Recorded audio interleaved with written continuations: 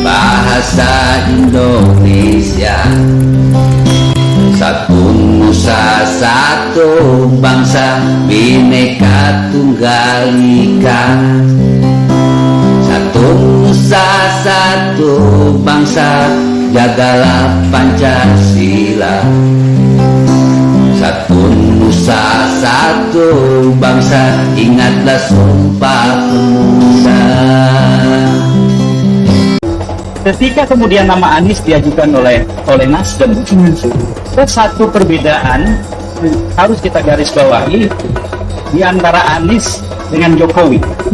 Tadi kan ada pertanyaan, apakah Anies akan jadi boneka oligarki juga? Pekerja partai. Ya, petugas partai. Pak Jokowi itu sudah jadi pekerja partai sejak jadi wali kota di Solo, bukan ketika jadi presiden. Dan Anies berhasil tidak jadi pekerja partai selama 5 tahun jadi gubernur.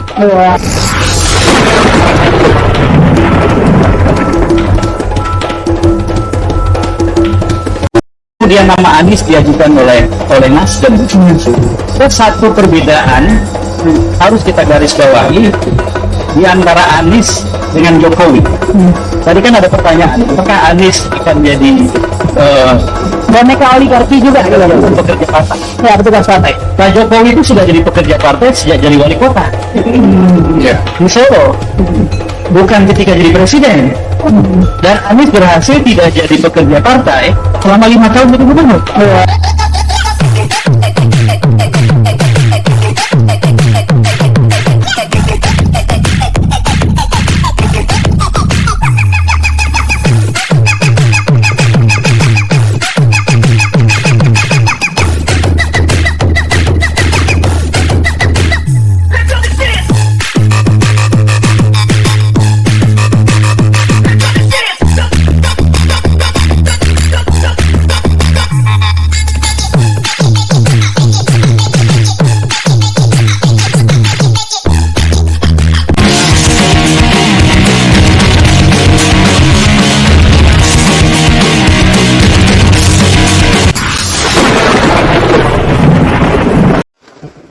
Assalamualaikum warahmatullahi wabarakatuh. Om Swastiastu, Namo Buddhaya, salam kebajikan, salam rahayu, selamat datang, selamat berjumpa lagi bersama Gus A dalam channel Tanda Tanya Politik, semakin gila semakin asik.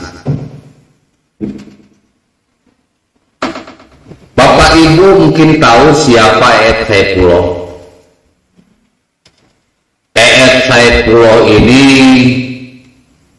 inisiator politik identitas.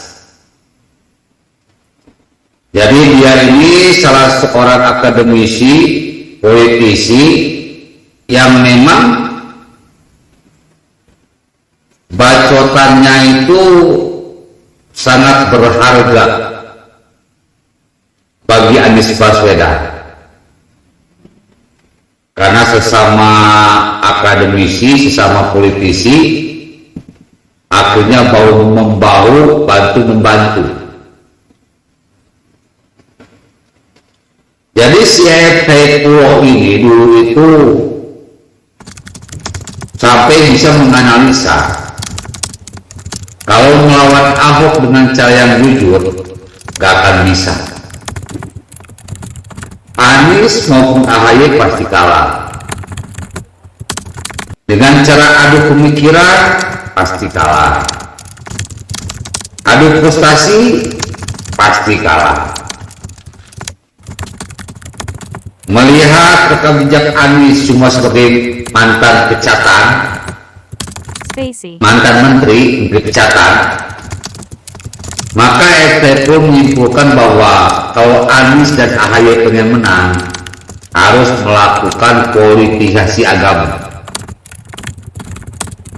Jadi menjadikan agama ini sebagai tunggangan politik.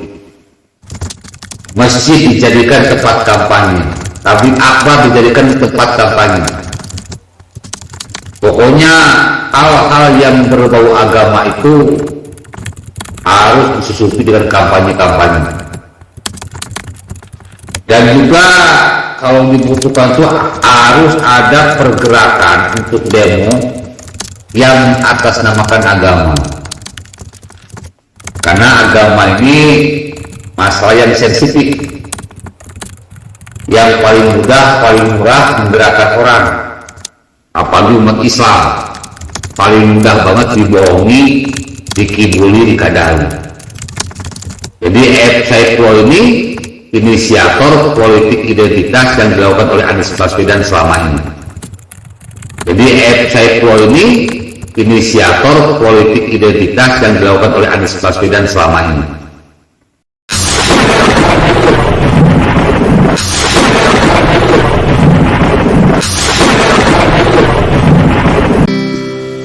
Satu nusa, satu bangsa, bahasa Indonesia.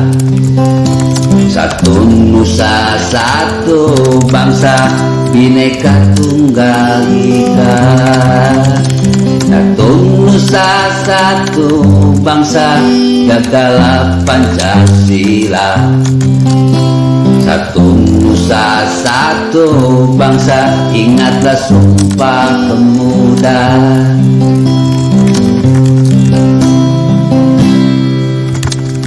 Sumpah Pemuda, Sumpah Rakyat Indonesia. Sumpah Pemuda yang harus kita jaga. Sumpah Pemuda, Sumpah Rakyat Indonesia. Sumpah Pemuda harus kita bela.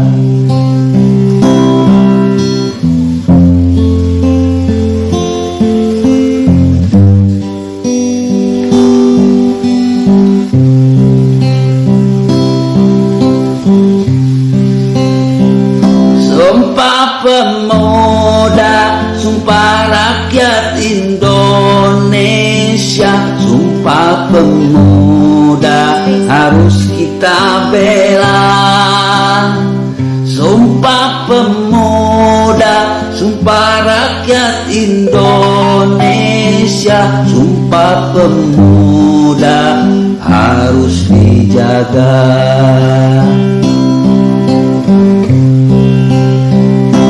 Siapapun yang berkhianat, tidak akui Sumpah Pemuda 2024. Orang ini jangan dipilih.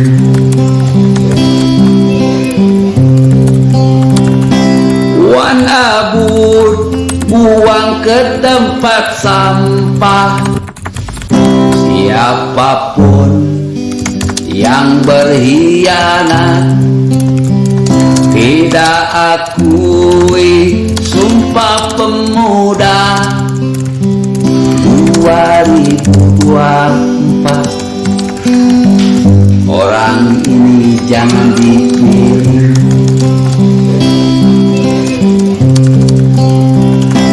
Wan Abud buang ke tempat sampah.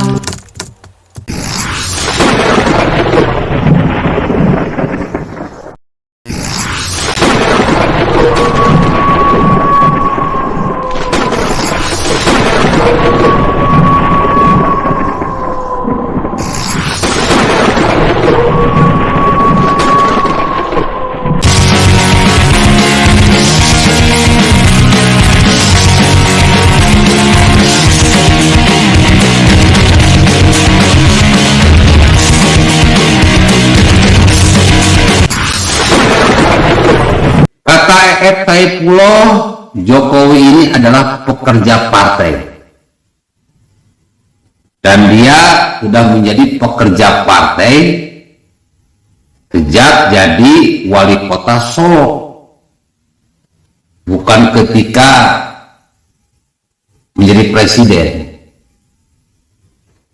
Sayang banget seorang intelektual muda kayak Saifullah ini ternyata omongannya tidak intelektual.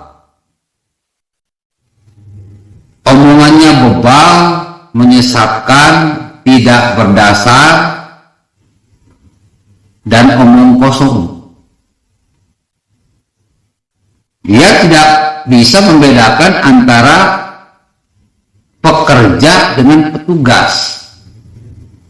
Ibu Megawati tidak pernah mengatakan pekerja partai, tapi Ibu Megawati hanya pernah bilang petugas partai. Beda jelas dong, jelas beda dong antara petugas partai dengan pekerja partai. Pekerja itu adalah seseorang yang dibayar karena dibutuhkan tenaganya untuk mengikuti kemauan yang membayar. Itu pekerja.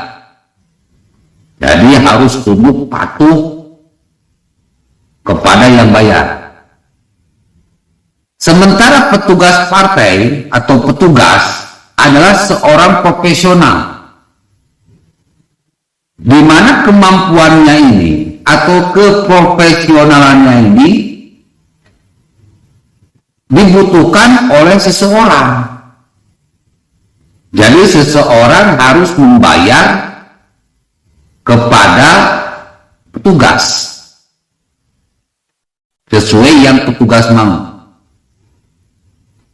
Kalau pekerja yang dijual tenaganya, kalau petugas yang dijual keprofesionalannya, otaknya. Jelas dari segi duit, orang yang menjual otak jauh lebih besar daripada orang yang jual tenaga. Jadi Ibu Megawati tidak merendahkan menyebut Jokowi petugas partai. Sementara Saifullah sangat merendahkan sebut Jokowi pekerja partai. Garuda Pancasila, rupa-rupa silanya, ketuhanan yang Maha Esa, kemanusiaan yang adil dan beradab, persatuan Indonesia, kerakyatan yang dipimpin oleh hikmah, kebijaksanaan dalam permusyawaratan perwakilan, keadilan sosial bagi seluruh rakyat Indonesia. Pancasila harus diamalkan, tidak hanya kita hafalkan. Pancasila harus diamalkan, tidak hanya kita hafalkan.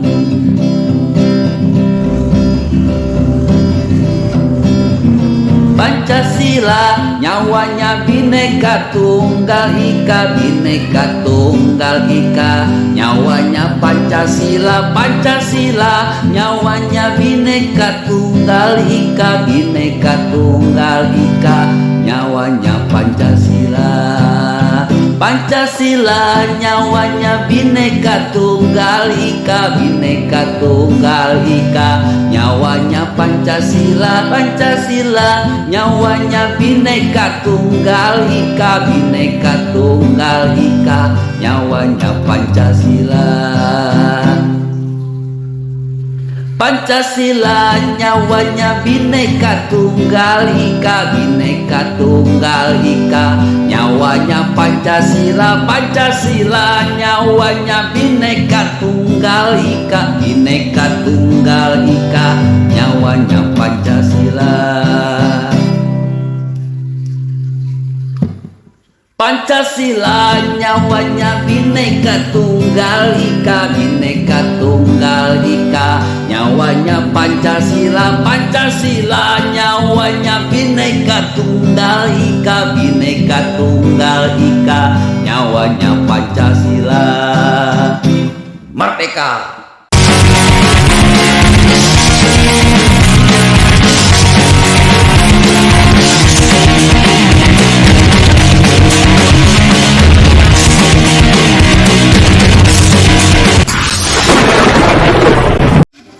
Petugas itu orang yang diberi tugas.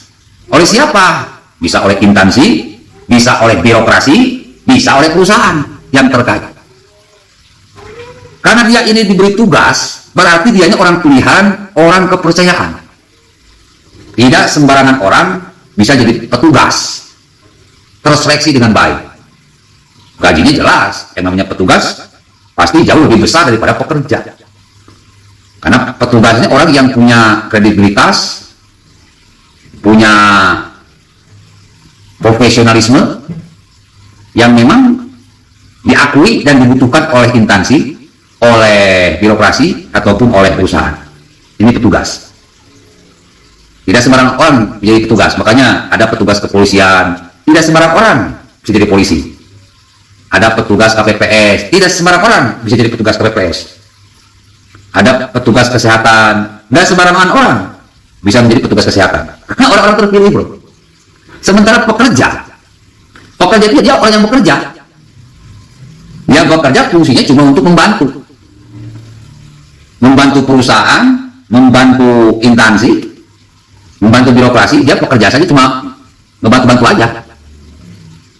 Dan kesannya itu ya pegawai rendahan kalau pekerja itu. Lebih mengutamakan tenaga daripada kotor. Makanya kalau pekerja itu disuruh apapun mau. Karena kalau nggak mau ya dia akan dipecat. Yang dibutuhkan oleh perusahaan, birokrasi ataupun instansi bukan otaknya, tetapi tenaganya. Kalau petugas itu otaknya dibutuhkan. Kalau pekerja itu tenaganya dibutuhkan, jadi beda.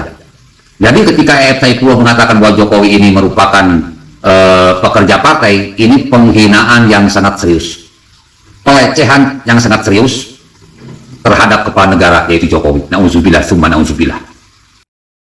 Jadi jelas ya, petugas itu adalah orang khusus yang diberi tugas khusus oleh instansi birokrasi maupun perusahaan. Itu petugas karena dia memiliki keahlian khusus. Sementara pekerja bisa siapa saja jadi pekerja, tidak perlu keahlian khusus, asal mau mengeluarkan tenaga, ngikut, membantu, itulah pekerja. Petugas partai orang khusus yang diberikan tugas khusus oleh partai. Jokowi orang khusus, dan dia punya tugas khusus menjadi seorang presiden, tugas khusus untuk memimpin bangsa dan negara ini selama 2 periode. Mandatnya tentu saja dari rakyat, tetapi dukungannya dari partai. Jadi orang khusus yang diberi tugas khusus oleh partai disebutlah petugas partai.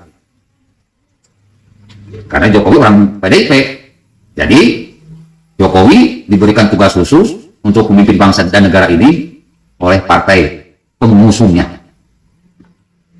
Gak ada yang salah. Tetapi apa yang disebutkan oleh EFT Pulo, dia tidak mau mengatakan petugas partai, padahal sudah diingatkan oleh moderator.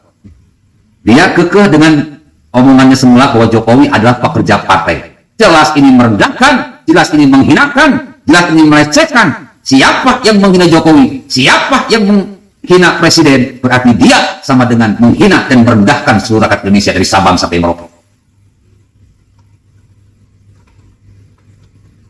Jelas itu. Si EFT Pulo ini musuh bangsa dan negara Indonesia. Persis seperti si Anies Baswedan, pelakuannya sama. Suka merendahkan, melecehkan, menghinakan Jokowi. Dia pun sama, musuh bangsa dan negara Indonesia. Maka si Anies Baswedan haram untuk jadi calon presiden. Kalau jadi calon aja haram, apalagi jadi presidennya. 2024 hancurkan Anies Baswedan dan EFT Pulo. Bapak Ibu hadirin pemuda pemudi sebangsa setanah air, selanjutnya kita akan masuk kepada boneka oligarki. Ingat, oligarki bukan partai, dan partai bukan oligarki. Oligarki itu penguasa. Penguasa yang menguasai sebuah kekuasaan terdiri dari satu. Jadi kelompok, gerombolan. Oligarki ini bahasa sederhananya mafia lah. Mafia, bukan bapia, mafia. Jadi boneka mafia. Kalau partai itu kan terdaftar di Kemenkumham. Kalau oligarki enggak. Oligarki itu mafia. Bentuknya perorangan tapi berkelompok. Mafia. Apakah Jokowi itu boneka mafia atau boneka oligarki? Enggak. Tadi dikatakan Jokowi itu petugas partai. Kalau sudah jadi petugas partai, sudah jelas bukan boneka oligarki. Nah, yang pantas disebut boneka oligarki itu Anies Baswedan.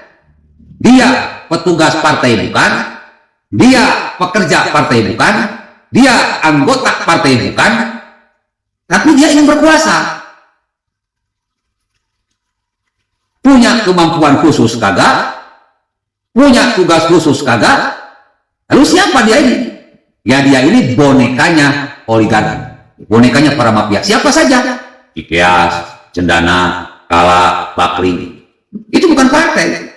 Itu orang-orang yang memang punya kekuasaan dalam hal materi, mafia. Dan ingin berkuasa dengan memampas seseorang yang memang bisa dikendalikan semua mereka. Dikasih modal, dikasih dukungan, difasilitasi. Ketika dia menjabat, dia akan dipaksa untuk jadi boneka. Disetir. Harus menuruti apa yang para oligarki mau. Nah, kita sudah lihat Anies Baswedan. Petugas partai bukan, anggota partai bukan, simpatisan partai bukan, pendukung partai bukan. Siapa di boneka oligarki? Dia tidak akan punya kekuasaan kalau tidak disokong, didukung oleh para oligarki, oleh para mafia ini. Contoh formula E. Uang rakyat itu harusnya dipakai untuk rakyat. 1.000 miliar itu uang rakyat, harusnya dipakai untuk rakyat. Kenapa dipakai untuk formula E? Untuk siapa formula ini? Apakah untuk rakyat? Bukan, tidak ada keuntungan buat rakyat. Apakah membawa keuntungan buat negara? Tidak. Lalu buat siapa? Buat para oligarki yang menuntut agar formula ini diadakan. Sudah modal besar, rugi besar. Habis sudah. Anies Baswedan harus mempertanggungjawabkan. Para oligarki ketawa-ketawa. Boneka kalau udah nggak kepake, dibuang. Selesai. Dan Anies Baswedan tidak mempertanggungjawabkan di hadapan KPK dan seluruh rakyat Indonesia. Kenapa dia mau menjadikan boneka oleh para oligarki? Kenapa dia mau menjadikan boneka oleh para mafia? Bayangkan uang rakyat 1.000 miliar dibuang percuma. Rakyat lagi butuh ketika itu untuk COVID, malah dijadikan komitmen. Nasib sial Anies Baswedan menjadi boneka oligarki. Sekarang dia mau nyapres, boro-boro nyapres untuk terbebas dari tuntutan KPK, untuk terbebas dari tersangka. Belum tentu bisa sama. Oligarki kalau sudah berkaitan dengan hukum kabur semua. Anies Baswedan hanya jadi tumbal oligarki, tumbal para mafia yang ada di Indonesia, yang saat ini ingin berkuasa, tetapi dan adanya orang-orang seperti Jokowi, Ahok, dan para pejuang NKRI, niatnya udah. Bapak Ibu hadirin pemuda-pemudi sebangsa setanah air dimanapun kalian berada. Makanya saya ketawa kalau misalkan koalisi disebut oligarki. Oligarki itu kelompok orang-orang yang berduit yang ingin menguasai sumber daya alam Indonesia. Di oligarki, dia mencari salah satu calon di mana nanti akan bisa dijadikan boneka. Kalau koalisi tidak, bro. Koalisi partai-partai. Partai-partai itu terdaftar. Ada pusat cabang ranting, ada pendukungnya. Dan partai-partai itu pasti semuanya berjuang untuk rakyat. Karena semua partai yang berjuang untuk rakyat, ya sudah, akhirnya terjadi koalisi. Beda dengan oligarki. Oligarki itu yang dipentingkan bukan rakyat, tetapi kepentingannya sendiri. Seperti oligarki untuk formula E, nah itu bukan untuk rakyat, tapi untuk para oligarki. Di mana Anies Baswedan kalah nanti di Pilpres atau tidak bisa nyalon, minimal duit tidak kembali. Kurang lebih dari itulah. Saya tuh sedikit mantap acungi jempol pada PDIP yang mampu melahirkan pemimpin hebat seperti Ahok, Ganjar, Jokowi, Gibran, Risma hari ini, yang memang terbukti kehebatannya karena lahir dari PDIP, dari lahir PDIP. Partai-partai lain nggak ada, nggak punya calon yang sehebat calon-calon memimpin dan memang sudah pemimpin sehebat dari PDIP. Strategi politik yang mereka jalankan oleh para oposisi seperti Nasdem, PKS, Demokrat, nggak ada lain dengan teriak-teriak oligarki. Sebetulnya nggak ada oligarki kecuali PKDKI. Mereka itu cuma sudah merasa kalah sebelum bertanding. Ketika Jokowi sudah tidak bisa 3 periode, ternyata ada sosok lain yang tidak kalah sama bagusnya, punya karakter kebiasaan kerja seperti Jokowi. Ini yang membuat mereka teriak-teriak oligarki. Ke depan, ini buat partai-partai ini masukannya. Kalian itu harus jadi pabrik. Pabriknya pemimpin hebat. Nah, seperti PDIP. Bisa melahirkan pemimpin-pemimpin hebat yang disegani oleh rakyat, teruji, terbukti. Mudah-mudahan ke depan ada sebuah peraturan baru lah, agar terhindar dari istilah oligarki. Karena koalisi bukan oligarki.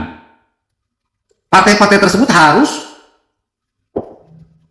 mampu melahirkan satu sosok untuk menjadi calon presiden untuk bersaing di 2029. Partai-partai yang tidak mampu melahirkan satu sosok untuk jadi calon presiden, lebih baik bubarkan saja. Gak ada gunanya itu partai, cuma ngabisin duit doang. Jadi nanti kita pilih partai sekaligus presidennya, sekaligus kalaupun DPRD-nya, sekaligus kalaupun DPR-nya. Jadi satu milih langsung semua, satu untuk semua. Itu kan asik. Ya pemilu penjaringan. Jadi pemilu serentak dengan pilpres. Kalau partainya menang, maka calon presidennya pun langsung, otomatis. Nggak usah ada pilpres-pilpresan lagi. Sekaligus saja udah. Dan kalau perlu itu semuanya diganti. Presidennya dipilih baru. Gubernurnya, wali kota, bupati. Jadi kompak dari atas ke bawah. Nanti tahun berikutnya partai yang menang siapa lagi? Terpilih jadi pemenang pemilu, otomatis calon presiden jadi presiden, otomatis ke bawahnya gubernur, wali kota, bupati, dari partai itu semua. Kan asik. Kalau bagus kerjanya kita dukung terus, kalau jelek kita nggak akan dukung. Ini lebih fair, supaya tidak disangka-sangka oligarki. Mana ada partai oligarki, yang adanya oposisi. Assalamualaikum warahmatullahi wabarakatuh.